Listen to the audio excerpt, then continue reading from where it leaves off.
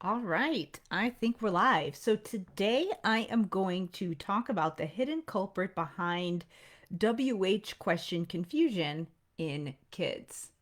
All right, so as we get started, I wanted to share that a lot of the speech pathologists that I work with, they have kids on their caseloads who aren't sure how to answer WH questions. So this would be any type of question that starts with who, what, where, when, why, and how is also included in that as well.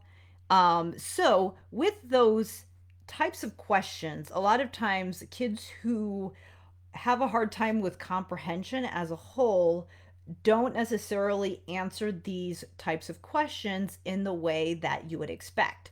Something that might happen is that they might give you an answer that is incomplete or incorrect, or they might give you an answer that is not exactly what you asked them. It's not exactly relevant to what you wanted to know. And as a result, this can cause some issues with number one, performance in school. And then also when you're having a conversation with someone and when you're trying to understand the message behind what they're saying and you're trying to engage with them, sometimes this can be challenging as well. And then the other thing that can be difficult is that if you are asking kids a question and you're trying to understand something, so maybe you're trying to help them in some way and you're asking them questions, they can't always articulate the answer.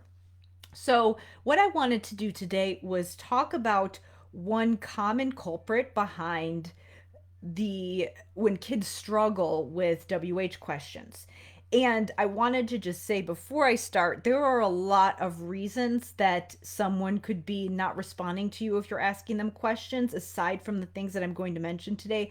Obviously, if you have someone who is emotional or tired or hungry or overstimulated in some way, those things might impact someone's ability to process language, even if they do have some of these skills intact that I'm going to mention today. But if these skills that I am going to talk about today are not intact, that is going to make things even harder. So if they are emotional, tired, stressed, then it's going to make that even harder for them to process questions. And even when they are focused and relaxed and regulated, it's going to be still challenging for them to answer questions. So let me get into what the skill that I wanted to talk about today. So a lot of times when kids can't answer a WH question, it's because they don't understand the structure of the question that you're asking.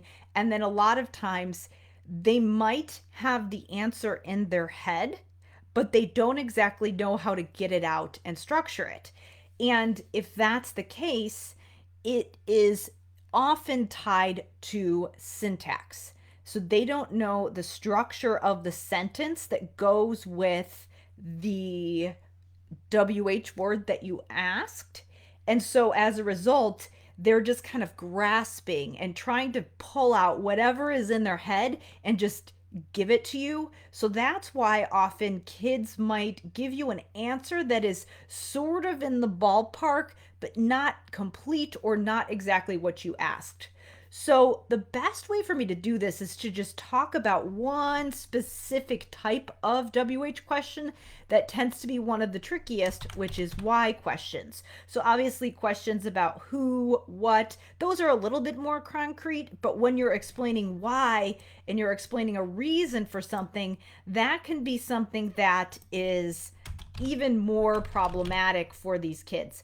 So, the reason that people have a hard time with why questions and why many times kids who have language processing issues struggle with why questions is because they don't know how to process and use the skill of subordination. So, subordination is when you use a subordinate conjunction in order to make a complex sentence. So, that means that you have multiple clauses and you're using a conjunction to put those two clauses together. And with a subordinate clause, what you're doing is that you are explaining the relationship between two clauses. So let me just give you an example. I'll give you a really simple example of the use of subordination. So I might say something like, we went to bed early. So that's one clause. And then we could join it with another clause. So this would be your independent clause. Then I'm going to join it with your subordinate clause using a subordinate conjunction. So we could say, we went to bed early because we were tired. So because we were tired is your other clause, and your subordinate conjunction is because. So the conjunction because in this situation is explaining the relationship. So this right here is the reason that we did this. There's some kind of relationship. And this skill is very difficult, and this is often tied to processing issues. So if kids have global comprehension issues, so you're reading them a question or you're reading them a paragraph and they just have a hard time getting the whole message, a lot of times it's because if there are a lot of complex sentences and a lot of clauses joined together, the message is just getting lost.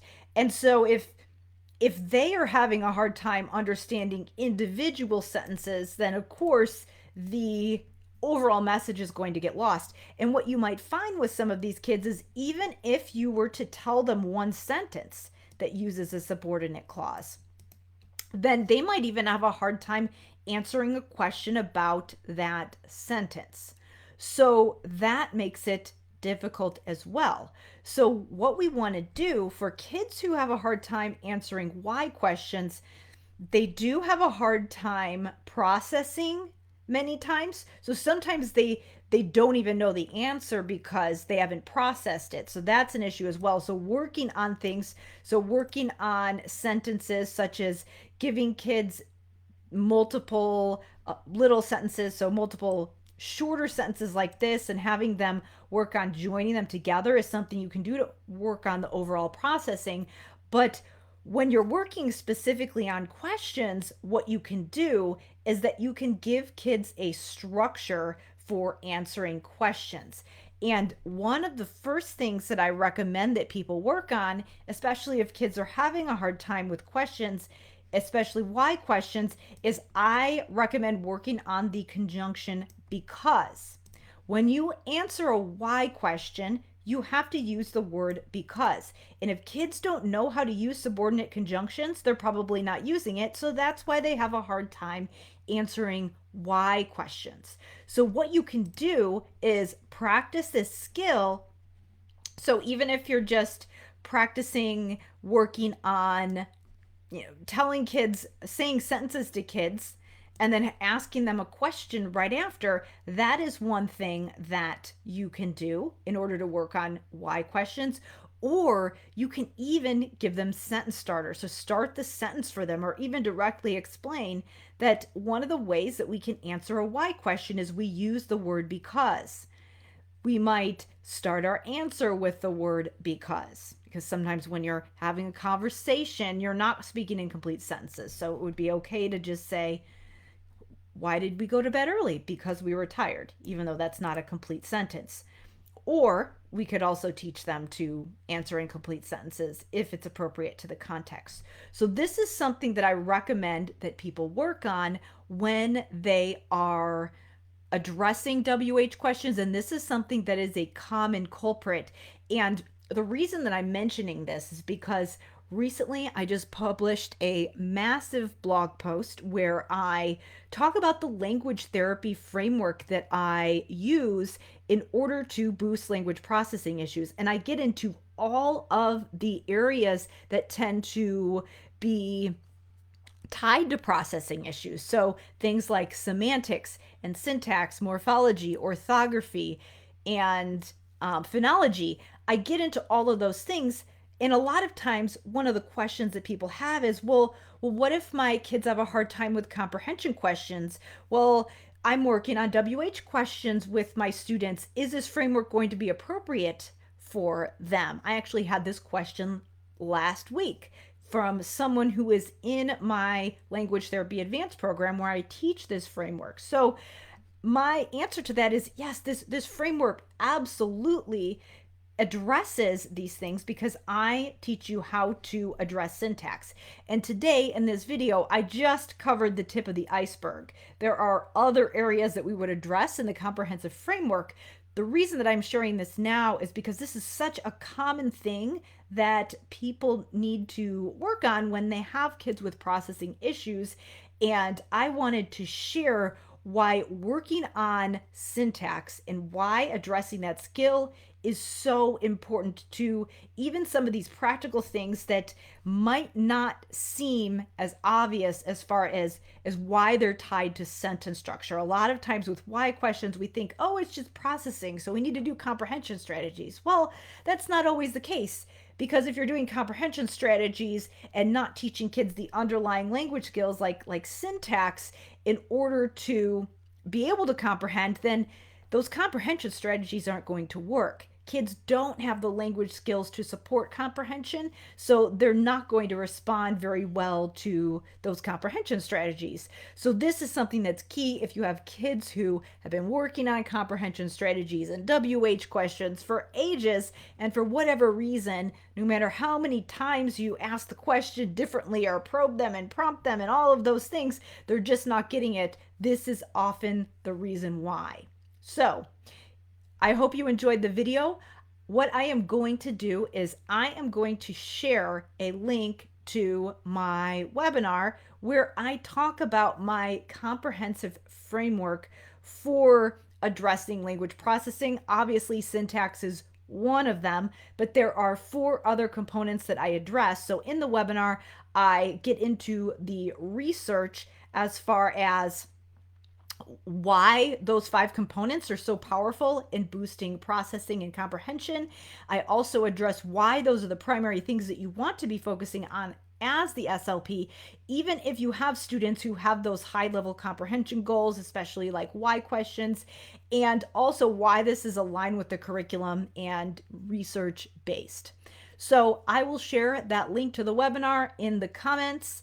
I hope you enjoyed it. If you want to learn more about how to boost your students' language processing skills in a way that is feasible for an SLP who has a big caseload, who might only see their students 30 to 40 minutes a week, and who has students who have been working on WH questions goals and similar goals on following directions and processing for ages, and they're not making progress, and you're just banging your head against the wall trying to figure out how to help your students, then I highly recommend checking out the presentation. Thank you so much for watching, and click the link in the description or the comments below in order to check out that webinar.